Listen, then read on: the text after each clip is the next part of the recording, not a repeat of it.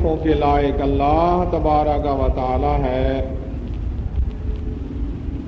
جو ہر بات میں، ہر چیز میں، ہر وصف میں، ہر خوبی میں بے مثل ہے، بے مثال ہے۔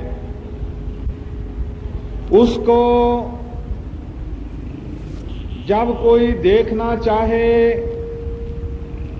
تو وہ ہر چیز سے زیادہ عیاں ہے، ہر چیز سے زیادہ ظاہر ہے، ہر چیز سے زیادہ نظر آنے والا ہے۔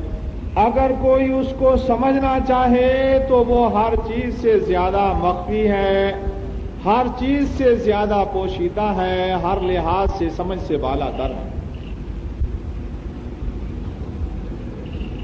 جناب رسول اللہ صلی اللہ علیہ وآلہ وسلم پر انگنت درود و سلام جو سارے انبیاء علیہم الصلاۃ والسلام کے سردار تھے، تمام بنی نوع انسان کے سردار تھے، تمام مخلوق میں اللہ کے رسول صلی اللہ علیہ وآلہ وسلم کا اونچا درجہ ہے۔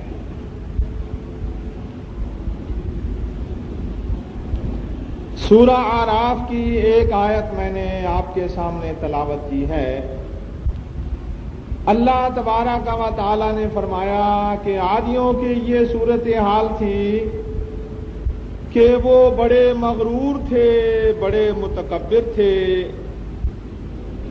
اور وہ کہا کرتے تھے من اشد منا قوہ، ہم سے بڑھ کر کون طاقتور ہے۔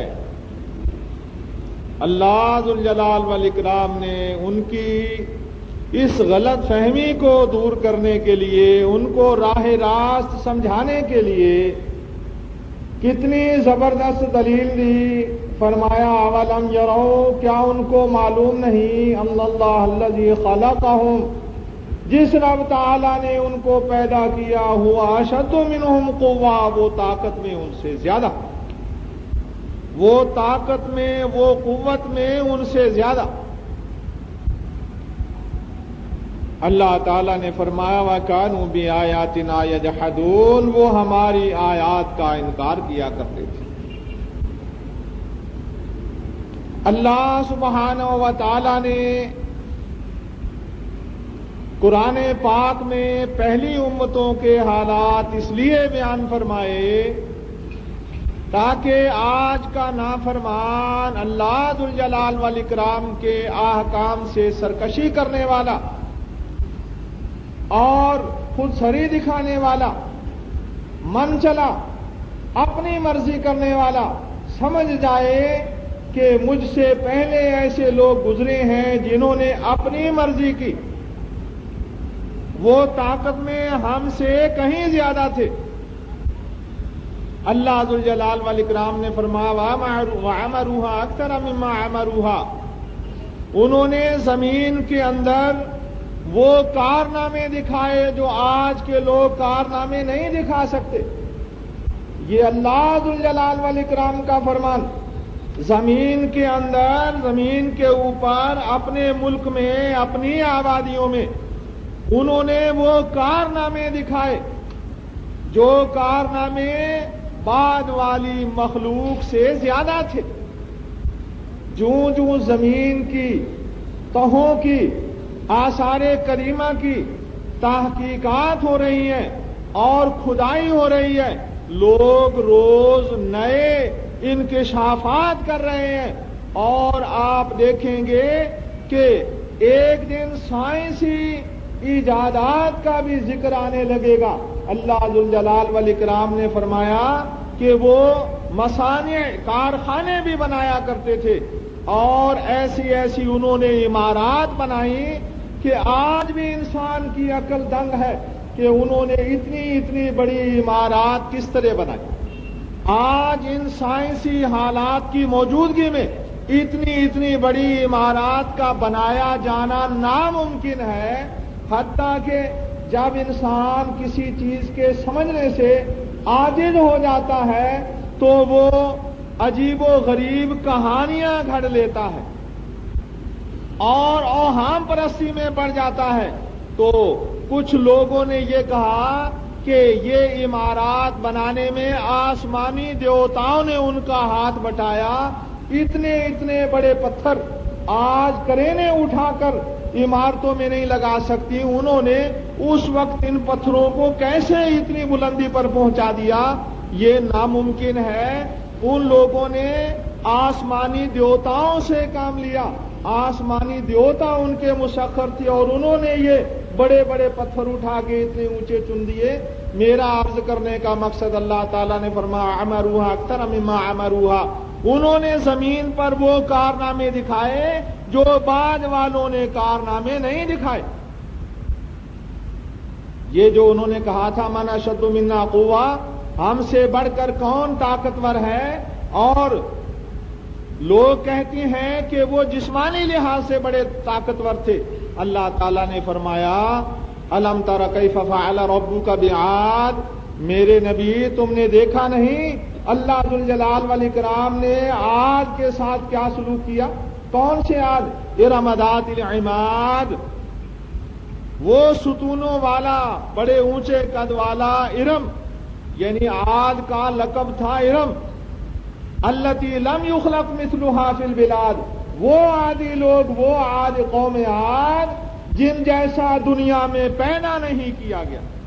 اللہ ذوالجلال والاکرام نے یہ صرف تنو مندی میں اور بڑے قد میں، شہ زوری میں اللہ تعالیٰ نے نہیں فرمایا التی لم یخلق مثلها فی البلاد، جن جیسا میں نے زمین پر پیدا ہی نہیں کیا۔ وہ جس طرح جسمانی لحاظ سے طاقتور تھے، اسی طرح وہ ذہنی لحاظ سے بھی طاقتور تھے، اور بڑے بڑے انہوں نے زمین پر کارنامے دکھائے۔ اللہ تعالیٰ نے قرآن پاک میں فرمایا جو دنیا کی سب سے سچی کتاب ہے اور آسمانی وحی ہے، جس نے ان کو پیدا فرمایا اس کی اتاری ہوئی کتاب ہے، اس نے کہا التی لم یخلق مثلها فی البلاد، ان جیسا میں نے پیدا نہیں کیا۔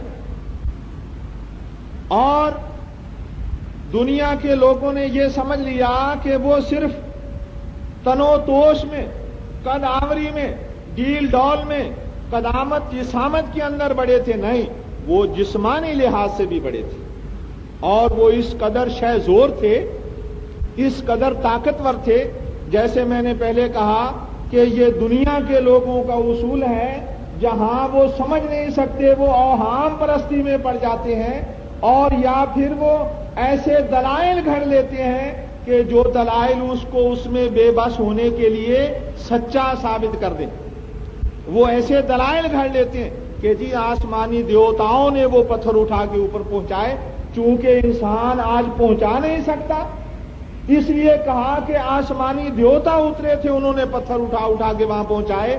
اسی طرح جب یہودیوں کو حضرت موسیٰ علیہ السلام نے فرمایا کہ تم مصر کے اندر فلسطین میں داخل ہو جاؤ، تو وہ کہنے لگے کہ وہاں پر تو ایسے ایسے تنو توش والے، ڈیل ڈول والے، قدو قامت والے لوگ آباد ہیں کہ لن ندخلها حتى يخرجوا منها، ہم وہاں بالکل نہیں داخل ہوں گے جب تک وہ وہاں سے چلے نہ جائیں۔ فَإِن يَخْرُجُوا مِنْهَا فَإِنَّا دَاخِلُونَ، اگر وہ وہاں سے چلے جائیں تو پھر ہم وہاں چلے جائیں گے۔ اور کوئی قوم، کوئی دنیا کا ملک جہاں پر قابض ہو، وہ اپنی مرضی سے کسی قوم کے لیے آؤ جی تم یہاں آباد ہو جاؤ، ہم یہاں سے چلے جاتے ہیں، کوئی ایسا ہے؟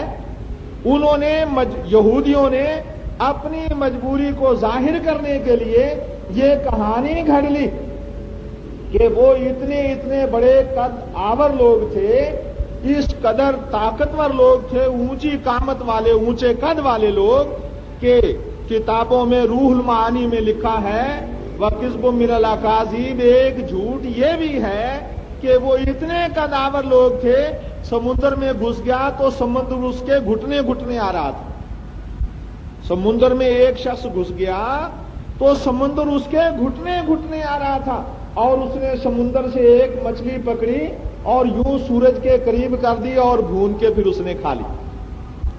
یہ کہانی گھڑنے سے یہودیوں کا مقصد یہ کہ ہم جو وہاں نہیں گھسے، ان لوگوں سے ہم لڑ نہیں سکے، تو اس کی وجہ یہ تھی اتنے اتنے بڑے زبردست وہ لوگ تھے، ہم کیسے وہاں چلے جاتے؟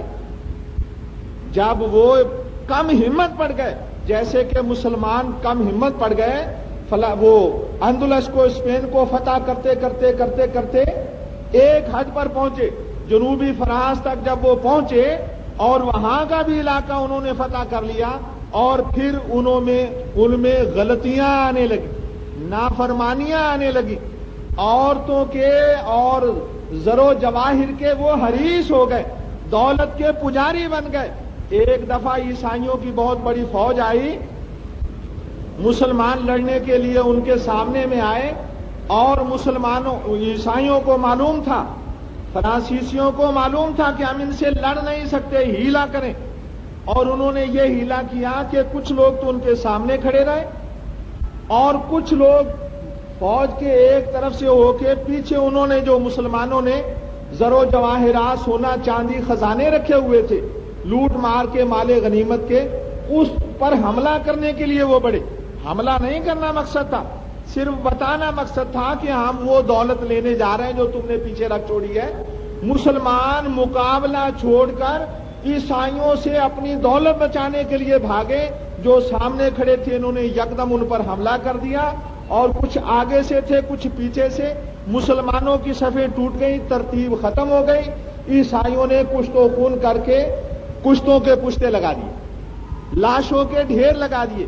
یہ سزا ان کو ملی ان کی بدعملیوں کی، اور جب یہ بدعملیاں آنے لگیں تو ہمت کمزور ہو گئی، وہ قوت جو عیسائیوں کو فتح کرتی چلی جاتی تھی کمزور ہو گئی، اور اب انہوں نے کیا بہانہ گھڑ لیا؟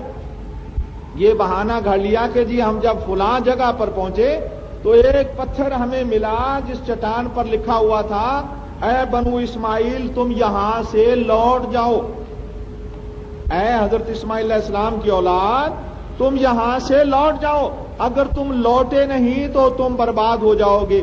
جی ہم جب اس سے آگے بڑھے تو وہی ہوا جو چٹان پر لکھا ہوا تھا۔ بات بالکل غلط ہے۔ یہ انسان نے، جیسے لوگوں نے اوتاروں کی کہانی گھڑ لی کہ پتھروں کو اوتاروں نے آ کے رکھا تھا، جیسے یہودیوں نے ان کے لمبے قد کی کہانیاں گھڑ لی، ایسے ہی مسلمانوں نے یہ کہانیاں گھڑ لی کہ وہاں پر یہ لکھا ہوا تھا۔ میں عرض کر رہا تھا کہ لوگوں کی گھڑی ہوئی کہانیاں ہیں، اللہ ذوالجلال والاکرام کی بات سچی ہے۔ اللہ تعالیٰ فرماتا عمروها اکثر مما عمروها، انہوں نے زمین پر وہ کارنامے دکھائے جو بعد والوں نے نہیں دکھائے۔ وہ صرف قد و قامت میں اونچے لوگ نہیں تھے، وہ شے زوری میں ہی نہیں تھے۔ اللہ تعالیٰ نے فرمایا وَإِذَا بَطَشْتُمْ بَطَشْتُمْ جَبَّارِينَ، اے عادیو تمہارے گناہوں میں ایک سرِ فہرست گناہ یہ بھی ہے کہ جس پر تم ہاتھ ڈالتے ہو بڑی بری طرح اس پر ہاتھ ڈالتے ہو۔ یہ بھی انسانوں پر ظلم کرنا، یعنی یہ قوم عاد کے علاوہ جو دوسری قومیں تھیں وہ تن و توش میں کمزور تھے، اور یہ جدھر جاتے تھے بڑھتے چلے جاتے تھے اور فتح کرتے چلے جاتے تھے۔ اللہ ذوالجلال والاکرام کو یہ بات پسند نہیں تھی۔ اللہ سبحانہ و تعالی نے جہاں ان کو بت پرستی سے روکا، وہاں ان کو فضول کاموں سے بھی روکا، اور ان کو یہ بھی کہا دیکھو اللہ تعالیٰ کا تمہارے اوپر کتنا بڑا انعام ہے، اس نے تمہیں کس قدر زرخیز زمین دی ہے، ہر قسم کی نعمتوں سے تمہیں نوازا ہے، اور کس قدر تمہیں صحت مند تن و توش والا بنایا ہے، ذہنی قوت تمہیں کس قدر دی ہے کہ تم اتنے بڑے کارخانے بناتے ہو۔ تم اس رب کے سامنے جھک جاؤ، بت پرستی کو چھوڑ دو اور اللہ کی مخلوق پر ظلم نہ کرو۔ اللہ سبحانہ و تعالی نے یہ ان کو سمجھانے کے لیے ان کی طرف حضرت ہود علیہ السلام کو بھیجا، اور انہوں نے اللہ کے پیغمبر حضرت ہود علیہ السلام کی باتیں نہ مانی اور تکبر کیا۔ اللہ تعالیٰ نے فرمایا وَأَمَّا عَادٌ فَاسْتَكْبَرُوا فِي الْأَرْضِ، عادیوں نے زمین پر غرور کیا۔ وَقَالُوا مَنْ أَشَدُّ مِنَّا قُوَّةً، اور کہنے لگے ہم سے بڑا طاقتور کون ہے؟ اولم یروا، کیا ان کو معلوم نہیں ان اللہ الذی خلقهم، جس اللہ تعالیٰ نے ان کو پیدا کیا وہ ان سے زیادہ طاقتور ہے۔ وَكَانُوا بِآيَاتِنَا يَجْحَدُونَ، اور وہ ظالم ہماری آیات کا انکار کیا کرتے تھے۔ سبحان ربک رب العزۃ عما یصفون وسلام علی المرسلین والحمد للہ رب العالمین۔ لله نحمده ونستعينه ونستغفره ونؤمن به ونتوكل عليه ونعوذ بالله من شرور أنفسنا ومن سيئات أعمالنا من يهده الله فلا مضل له ومن يضلل فلا هادي له وأشهد أن لا إله إلا الله وحده لا شريك له وأشهد أن محمدا عبده ورسوله صلى الله عليه وآله وسلم أما بعد فإن خير الحديث كتاب الله وخير الهدي هدي محمد صلى الله عليه وآله وسلم وشر الأمور محدثاتها وكل محدثة بدعة وكل بدعة ضلالة وكل ضلالة في النار اللهم صل على محمد وعلى آل محمد كما صليت على إبراهيم وعلى آل إبراهيم إنك حميد مجيد اللهم بارك على محمد وعلى آل محمد كما باركت على إبراهيم وعلى آل إبراهيم إنك حميد مجيد أما بعد فأعوذ بالله من الشيطان الرجيم بسم الله الرحمن الرحيم فأما عاد فاستكبروا في الأرض وقالوا من أشد منا قوة أولم يروا أن الله الذي خلقهم هو أشد منهم قوة وكانوا بآياتنا يجحدون. اللہ سبحانہ و تعالیٰ نے عادیوں کے گناہ گنوانے کی فہرست میں یہ بھی گناہ گنوایا کہ وہ متکبر تھے، وہ مغرور تھے. اور متکبر مغرور کا کیا مطلب؟ وَكَانُوا بِآيَاتِنَا يَجْحَدُونَ، وہ ہماری آیتوں کا انکار کرتے تھے. سب سے بڑا متکبر انسان وہ ہے جو اللہ سبحانہ و تعالیٰ کی آیات کا انکار کرتا ہے، اللہ تبارک و تعالیٰ کے فرامین کا انکار کرتا ہے. اللہ سبحانہ و تعالیٰ نے فرمایا أَوَكُلَّمَا جَاءَكُمْ رَسُولٌ بِمَا لَا تَهْوَىٰ أَنفُسُكُمُ اسْتَكْبَرْتُمْ. کیا یہودیوں تمہارا یہ حال نہیں کہ جب بھی تمہارے پاس کوئی رسول ایسی ہدایات لے کر آیا جو تمہاری خواہشات کے خلاف ہے، استکبرتم، تو تم نے غرور کیا.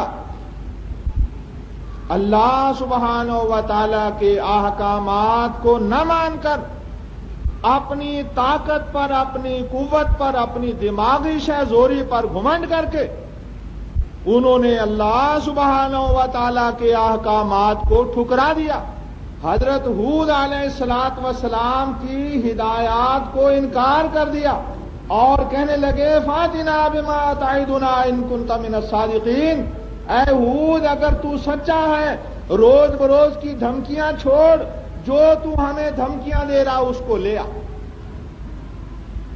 قوم عاد اس جگہ آباد تھی جہاں عوامی جمہوریہ یمن اور عمان دونوں مملکتیں ملتی ہیں. زیادہ حصہ عوامی جمہوریہ یمن اور تھوڑا حصہ عمان، اور اس سے بھی آگے یعنی عرب جمہوریہ یمن کے بھی کچھ حصے وہاں عرب جمہوریہ یمن کے اندر آج بھی ایک شہر ارم ہے. اگر آپ نقشے پر نظر ڈالیں آج بھی آپ کو ایک شہر وہاں پر ارم نظر آئے گا، اور یہ یادگار ہے قوم عاد کی. جیسے اللہ ذوالجلال والاکرام نے فرمایا الم تر کیف فعل ربک بعاد ارم ذات العماد. اللہ سبحانہ و تعالی نے اس کو عاد ارم کہا، اور عاد کا معنی بھی شان و شوکت والا اور ارم کا معنی بھی شان و شوکت والا، یعنی شان و شوکت والا عاد، اس کی نسل سے قوم عاد آگے پھیلی، اور انہوں نے یہ سمندر کے ساحل کے ساتھ ساتھ آپ چلیں عمان سے آگے متحدہ امارات آتی ہے، پھر آگے قطر کی ریاست آتی ہے، پھر آگے سعودی عرب آ جاتا ہے، پھر آگے عراق آ جاتا ہے، پھر عراق میں دجلہ فرات بہتی ہیں، اس کے درمیان کے علاقے کو جزیرہ کہتے ہیں۔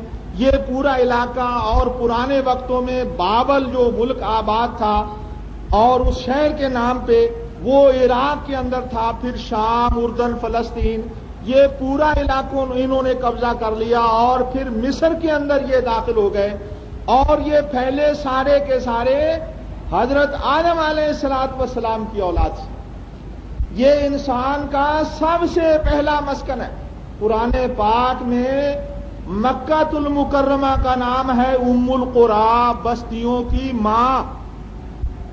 یہ بستیوں کی ماں ہے، سب سے پہلے انسان یہاں پر آباد ہوا۔ اللہ ذوالجلال والاکرام نے حضرت آدم علیہ السلام کو، مفسرین بتاتے ہیں اسرائیلی روایات کی روح سے، اللہ تعالیٰ نے سری لنکا میں ان کو پھینکا، سری لنکا میں اترے، اپنے ساتھ وہ جنت کی بوٹیاں لے کے آئے، اور مفسرین کہتے ہیں وہی خوشبو سری لنکا میں پھیل گئی، اور خوشبویات سب سے زیادہ وہاں گرم مسالے پیدا ہوتے ہیں، اور اپنے ساتھ پھر وہ کچھ نہ کچھ چیزیں یمن میں بھی لے کے آئے، اور یمن کے اندر بھی گرم مسالے پیدا ہوتے ہیں، اور اپنے ساتھ جنت میں بوٹیوں کے علاوہ حجر اسود لے کے آئے۔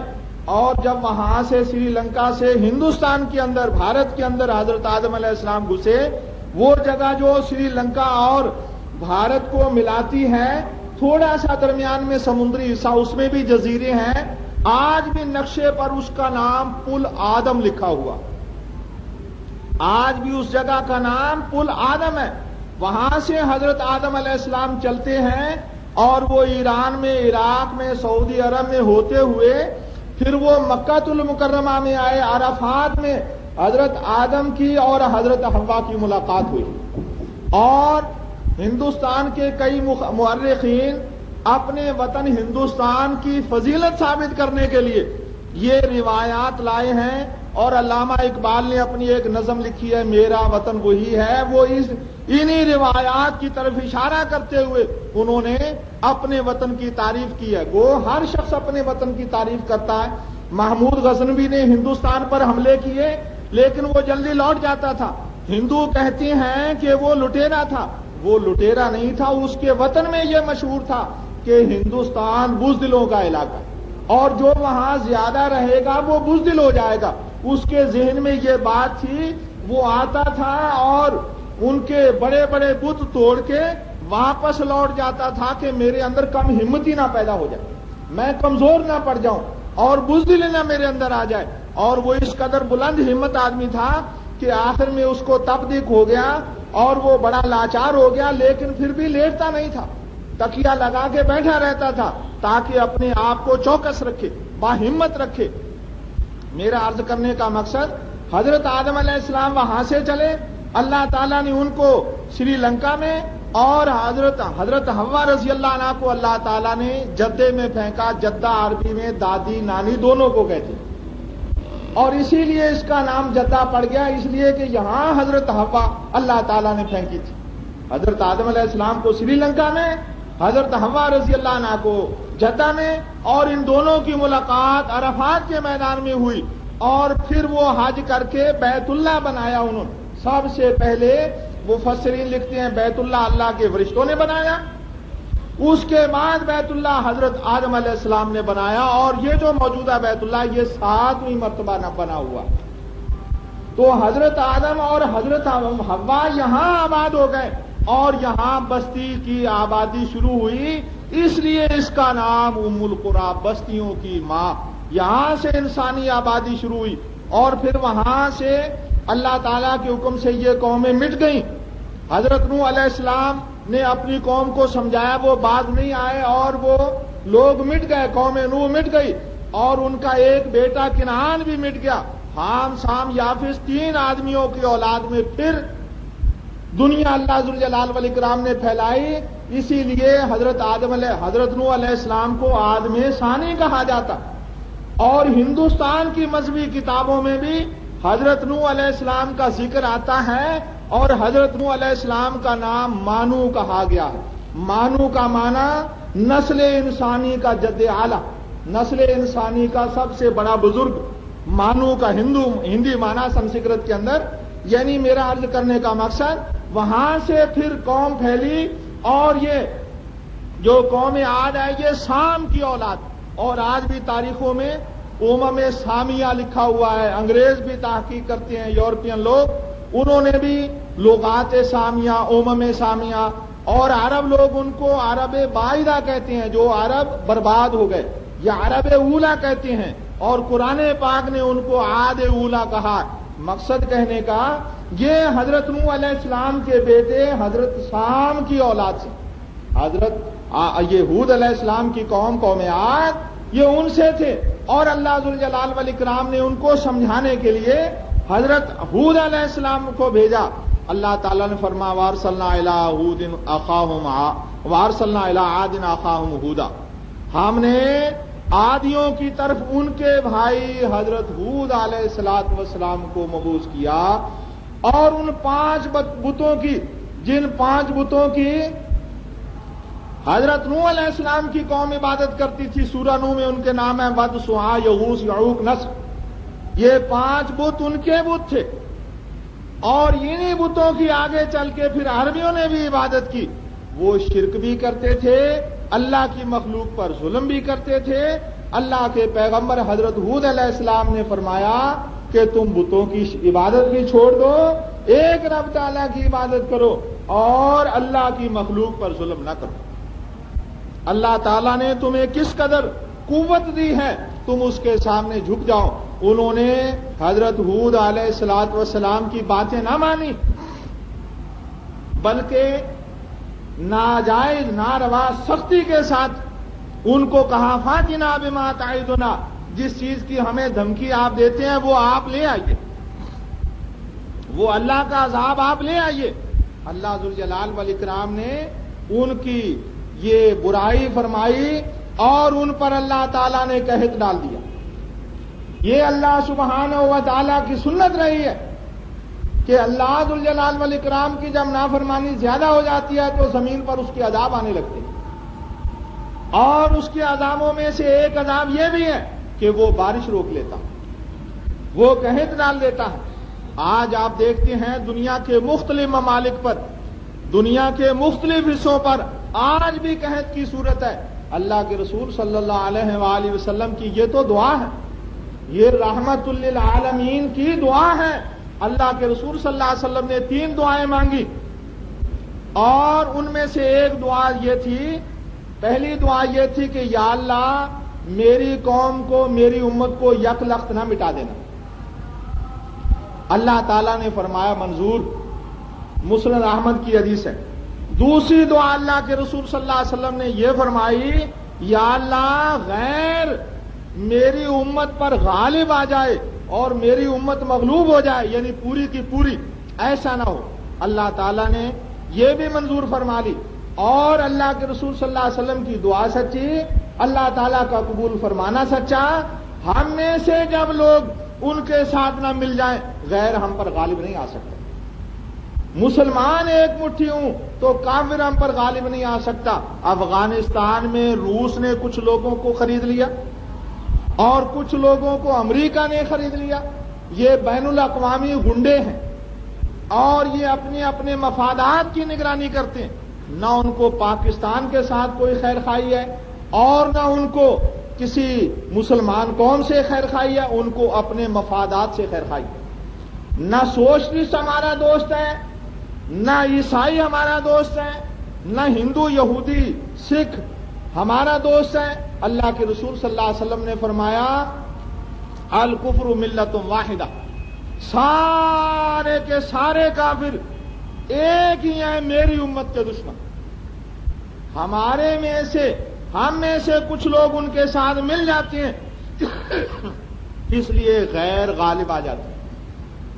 اگر ہم میں سے کچھ لوگ ان کے ساتھ نہ ملیں غیر ہم پر غالب نہیں آ سکتے. تیسری دعا جناب رسول اللہ صلی اللہ علیہ وآلہ وسلم نے یہ فرمائی تھی کہ یا اللہ میری امت میں پھوٹ نہ پڑے. اللہ تعالیٰ نے فرمایا یہ منظور نہیں, یہ دعا منظور نہیں. یہ حدیثوں میں لکھا ہے. جو لوگ کہتے ہیں نا خدا جس کو پکڑے چھڑا لے محمد کے پکڑے چھڑا کوئی نہیں سکتا, یہ حدیثوں کے مطابق نہیں ہے. یہ ان کی اپنی بنائی ہوئی بات ہے. نہ یہ بات قرآن پاک میں ہے نہ یہ بات حدیث پاک میں ہے. یہ شاعر کی گھڑی ہوئی بات اور پھر قرآن و حدیث کے خلاف گھڑی ہوئی بات. اللہ کے رسول صلی اللہ علیہ وسلم دعا کرتے ہیں اور اللہ تعالیٰ فرماتا ہے یہ تمہاری دعا ہم قبول نہیں کریں گے. یہ تو جناب رسول اللہ علیہ وسلم کی دعا ہے کہ ہم یک لخت مٹ نہیں گئے, ورنہ ساری پہلی قوموں والے گناہ جس گناہ کی وجہ سے وہ قومیں تباہ برباد ہوئیں وہ ان میں ایک دو گناہ تھے اور ہمارے اندر وہ سارے گناہ. یہ رب تعالیٰ کی رحمت ہے کہ اس نے ہم کو مٹایا نہیں. جب انہوں نے کہا کہ جاؤ جو تمہاری دھمکیاں وہ پوری کر لو, فاتنا بما تعدنا, جو دھمکیاں دیتے ہو اس کو لے آؤ, ان کنت من الصادقین, اگر تم سچے ہو تو لے آؤ ان چیزوں کو. اللہ کے پیغمبر بڑی دیر تک سمجھاتے تھے اور ان پر قحط بھی ڈالا اللہ تعالیٰ نے, اور اس قحط کے اندر بھی حضرت ہود علیہ السلام ان کو سمجھاتے رہے کہ دیکھو باز آ جاؤ, اب بھی باز آ جاؤ.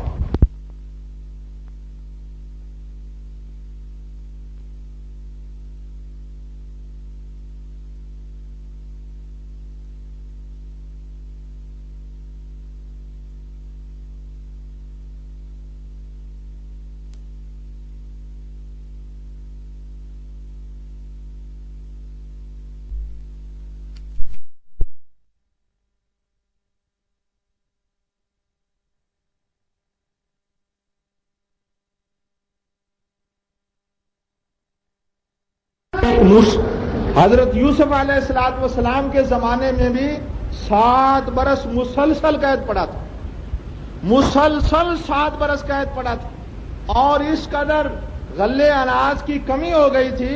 حضرت یعقوب علیہ السلام کے بیٹے اسی وقت غلہ لینے گئے تھے اور حضرت یوسف علیہ السلام برسر اقتدار تھے, انہوں نے ان کو غلہ دیا تھا. آثار قدیمہ میں یمن کی کھدائی کے اندر ایک دفعہ زبردست سیلاب آ گیا, کھدائی میں نہیں سیلاب آ گیا, اور سیلاب میں ایک قبر کھل گئی. ایک نوجوان عورت جس کے گلے میں 7 موتیوں کے ہار وہ لیٹی ہوئی ہے اور اس کے سرانے ایک پتھر کے اوپر تحریر ہے, خط مسماری. سامیہ کا خط مسماری تھا. وہ خط یعنی جو آثار قدیمہ والے آرکیالوجسٹ ہیں انہوں نے اس کو پڑھا اور اس کا مطلب لیا کہ وہ کہتی ہے میں فلاں ملکہ ہوں اور فلاں بادشاہ کی بیٹی ہوں اور یہ میرا نام ہے, اور میں نے یوسف کے پاس بہت سارا سونا چاندی بھیجا کہ مجھے 1 سیر گیہوں دے دو.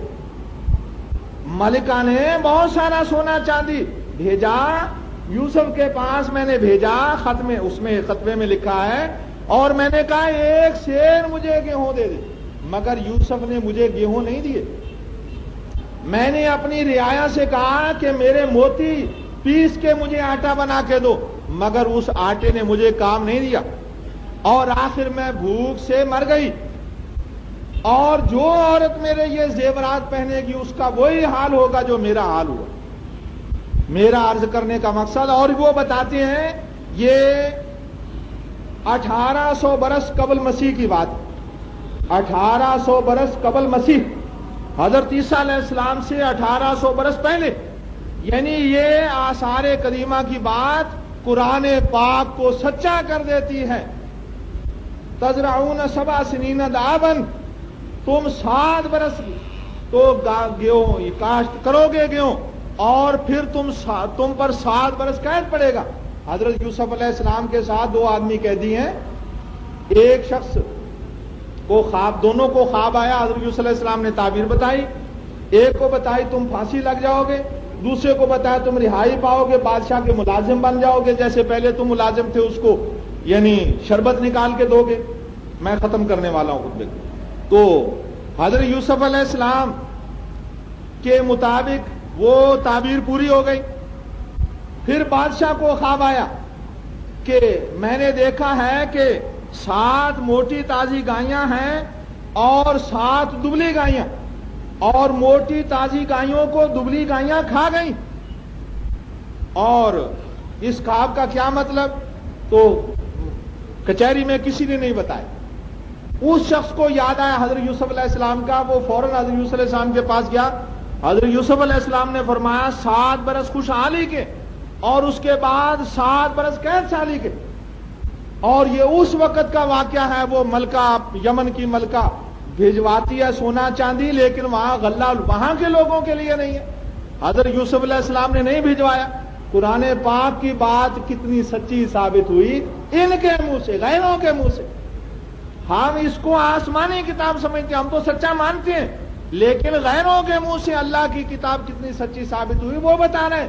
حضرت عیسیٰ علیہ السلام سے 1800 برس پہلے ایک ملکہ بھوکی مر جاتی ہے، اور قرآن پاک میں اس کا واقعہ مذکور ہے۔ میرا عرض کرنے کا مقصد، اللہ تعالیٰ نے قوم عاد پر قحط ڈال دی، تم میری نافرمانی کرتے ہو، میں تمہیں بارش سے محروم کر دیتا ہوں۔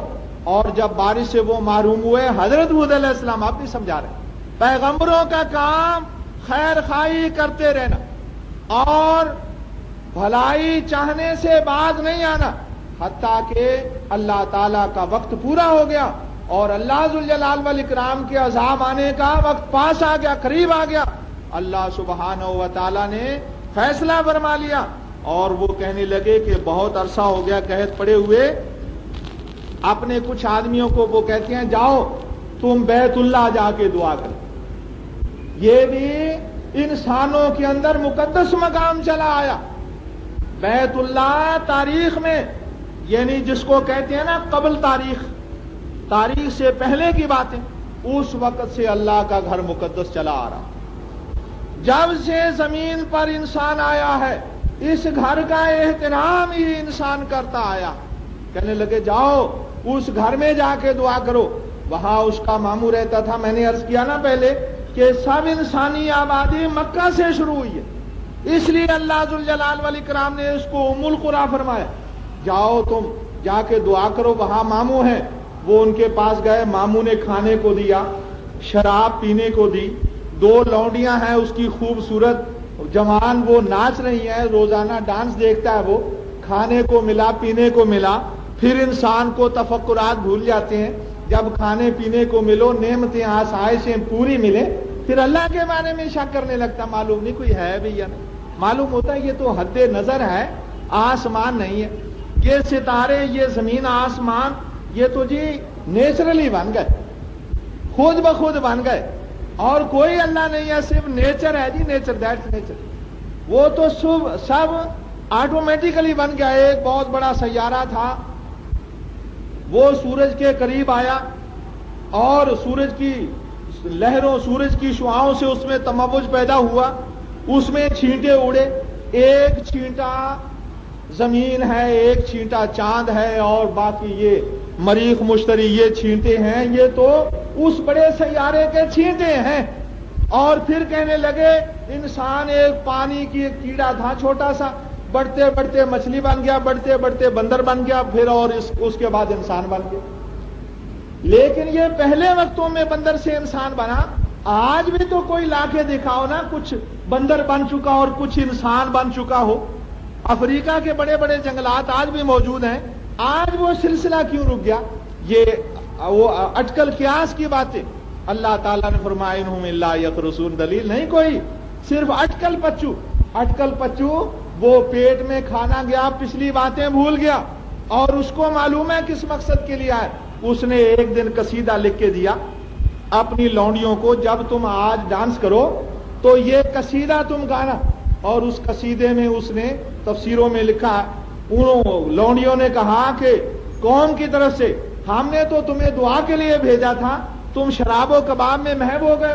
وہ بات یاد آئی, پھر وہ بیت اللہ کے اندر گیا, دعا کی,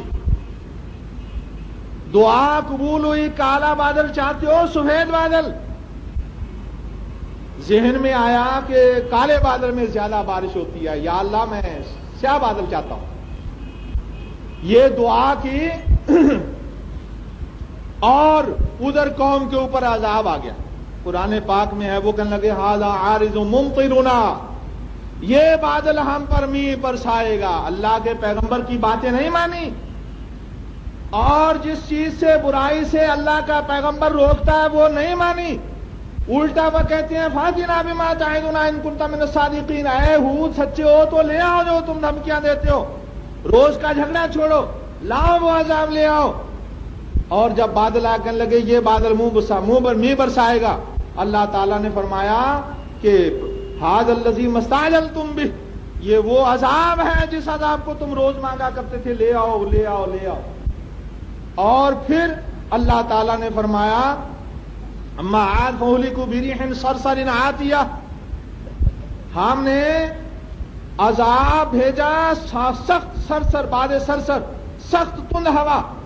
سخرها علیہم 7 لیال و 8 ایام حسوما, 7 دن 8 راتیں مسلسل وہ ہوا چلی, اور اتنی زبردست وہ ہوا تھی انسان کو لمبے تڑنگے انسان اٹھاتی, ہوا اوپر اٹھاتی, اور پھر جب زمین پر مارتی تو سر کے بل مارتی اور کھوپڑی پھٹ جاتی. اللہ تعالیٰ نے اپنے نافرمانوں کو یہ عذاب دیا, اور اپنے پیغمبر جناب رسول اللہ صلی اللہ علیہ وآلہ وسلم کو اللہ تعالیٰ نے فرمایا ذکرہم بایام اللہ, میرے رسول میں نے پہلی امتوں کی نافرمانیوں کی وجہ سے جو ان پر عذاب بھیجے وہ ان کو سناؤ, تاکہ مکے والے میرے عذاب سے میری نافرمانی سے باز آ جائیں, میرے عذاب کا یہ لقمہ نہ بن جائے. اور یہ رب تعالیٰ کا قانون قیامت تک ہے, قیامت تک یہ کتاب پڑھی جائے گی اور پہلی امتوں کا حال بتایا جائے گا, تاکہ اللہ کی نافرمانی سے لوگ باز آ جائیں. سبحان ربک رب العزت عما یصفون. ایک دوست نے پریشانی کے لیے دعا کروائی ہے, اللہ ذوالجلال والاکرام تمام بھائیوں کی ہر قسم کی پریشانیاں دور فرمائے. آپ کو معلوم ہے مسجد تعمیر ہو رہی ہے, اور الحمدللہ بڑی تیز رفتاری سے تعمیر ہو رہی ہے. کام کرنے والے جانتے ہیں, دوسرے آدمی کو سست معلوم ہوتا ہے, لیکن کام کرنے والا جانتا ہے یہ کام تیز رفتاری سے جا رہا ہے یا سست رفتاری سے جا رہا ہے. بعض دوستوں کو میں مطمئن کرنے کے لیے کہتا ہوں, کراچی میں مسجد کا فرش توڑ رہے تھے مزدور, تو ایک ہمارے حاجی صاحب تھے, اللہ کے ہاں پہنچ گئے, بڑے اچھے آدمی تھے, اللہ تعالیٰ ان پر اپنی رحمتیں کرے, حاجی جمیل صاحب. مزدور سے کہنے لگے میاں بڑی سست رفتاری سے توڑتے ہو, اور پھر پکڑ لیا ہتھوڑا اور خود توڑنے لگے, یوں توڑو, مگر 4-6 ہتھوڑے مارے اور دم پھول گیا. بعد میں سوچنے لگے کہ یہ جو آہستہ ایسا کر رہا ہے 6 گھنٹے 8 گھنٹے جس نے کرنا ہے وہ صحیح کر رہا, اگر جس رفتار سے میں نے کیا ہے اور میں تھوڑی سی دیر میں ہانپنے لگا تو یہ مزدور بیچارہ کرے تو یہ تو 7-8 دن کے بعد چرپائی پہ بیمار پڑ جائے گا. بہرحال میرا عرض کرنے کا مقصد جو کام کرتا ہے اور پھر فن والا وہ جانتا ہے کہ یہ کام بتاتے ہیں معلوم نہیں سچی حکایت ہے جھوٹی. وہ تاج محل بن رہا تھا تو کہنے لگے جی دیر سے کر رہے ہو کام, تو مستری صاحب نے پھینکا, وہ تگاری پھینکی, اس کا مسالہ دیوار پر لگ گیا, ناراض ہو کے مستری چلا گیا. اور پھر 3-4 دن کوئی مستری ملا نہیں, تو جو آدمی ملا تو وہ آیا, کہنے لگا یہ مسالہ توڑیں. وہ مسالہ نہیں ٹوٹ رہا تھا. آج سائنس کی اور بڑی بڑی ایجادات ہیں, پرانے وقتوں کے لوگ آؤ, یہ آپ جائیے شالیمار باغ کے اندر انہوں نے پانی گرم کرنے کا کیا سسٹم بنایا, وہ آج کے مستریوں کی سمجھ میں نہیں آتا. کہنے کا مقصد کام کرنے والا جانتا ہے. الیکشن کا بھی درمیان میں زمانہ آ گیا تھا اور کچھ کام سست بھی پڑ گیا تھا. بہرحال الحمدللہ کام تسلی بخش جا رہا ہے. اب ہمیں گیلری کے لینٹر کے لیے سریے کی ضرورت ہے. اللهم انصر الاسلام والمسلمين اللهم اعز الاسلام والمسلمين واذل الشرك والمشركين ودمر اعداء الدين اللهم اجعل كلمة الاسلام هي العليا واجعل كلمة الكفر هي السفلى سبحان ربك رب العزة عما يصفون وسلام على المرسلين والحمد لله رب العالمين. چند لڑکے پیچھے جائیں وہ